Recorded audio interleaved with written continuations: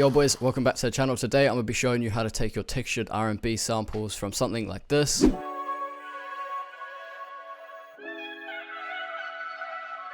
into something much better like this. I'm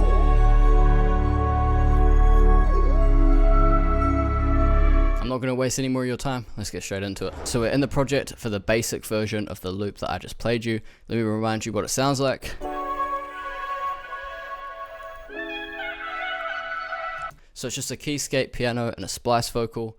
If we look at these chords, they're super simple. It's literally just two triads with the middle note pushed up an octave. And the vocal, that's pretty self-explanatory. That's just a random vocal from Splice. And speaking of the vocal, let me show you this technique that I recently discovered to change any sound, not just vocals, from being bland and boring and something super crazy. So let's do it for these vocals. I'll do a very extreme example so you can hear what I'm talking about. Let me double click these vocals.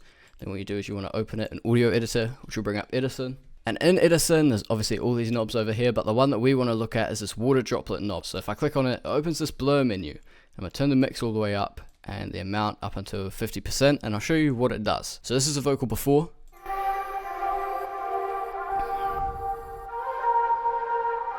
However, if I use this blur effect, you'll see it significantly changes the waveform, and this is how it sounds now.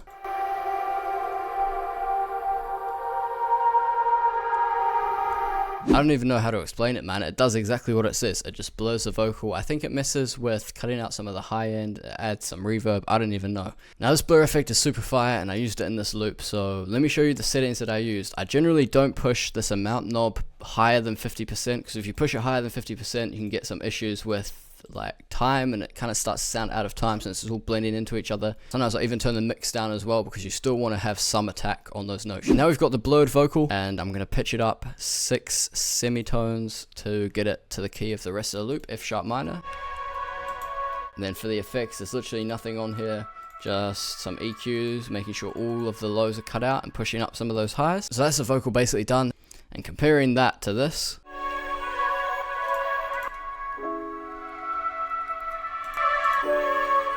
pushes the vocal out wide, makes it a lot more subtle, and just gives us that R&B sort of feel.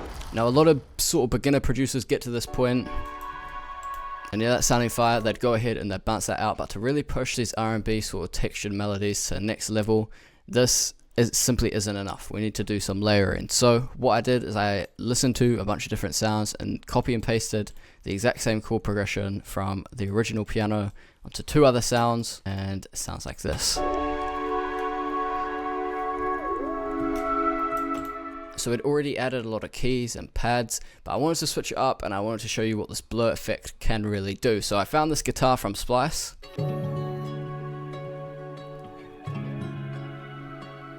So I went ahead and I decided I was going to do the blur effect on this guitar. So you can hear, it sounds like a normal guitar. If we do this blur effect, mount it halfway, mix it halfway,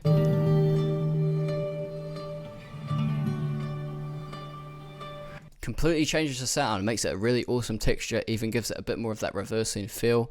And if we drag that in straight away, so you can hear when that guitar comes in, it's clashing a lot in the mids and it's got some weird bass frequencies. So what I went ahead and did is I simply just pitched it all the way up a whole octave. So then what I went ahead and did is I turned on an EQ, cutting out some of the lows. So then a Super VHS from Baby Audio, I use this magic knob, which kind of creates some cool phasing, sounds super fire on guitars. A Valhalla Supermassive, and another EQ, just cutting out some lows once again.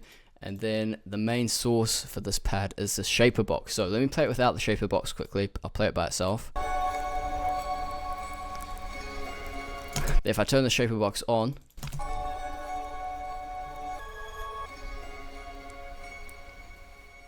creates a bit of rhythm, so it's not just completely reverbed out the whole time, and it just adds that little extra bit of ear candy. All we have left to do is add in a bass. Got this nice sub bass which literally follows the root notes of the original piano. Got a little glide note here as well, which isn't super necessary but adds a little bit of ear candy once again. So yeah man, if you enjoyed this video, go ahead, leave a like, leave a comment, leave a subscribe. Follow my Instagram, I'm always posting placement opportunities and that on there. And yeah man, that's it from me. I appreciate you lot tapping in.